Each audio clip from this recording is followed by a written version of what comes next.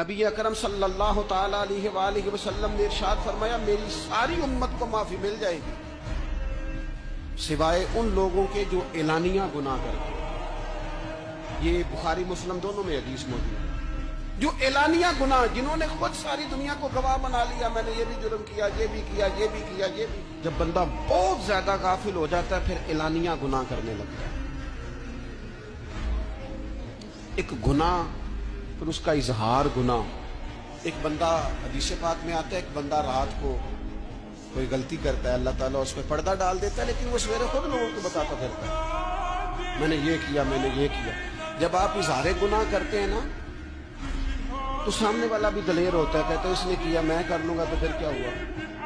ہمارے علماء نے لکھا ہے کسی کی نماز قضا ہو جائے تو کسی کو بتائے نہ،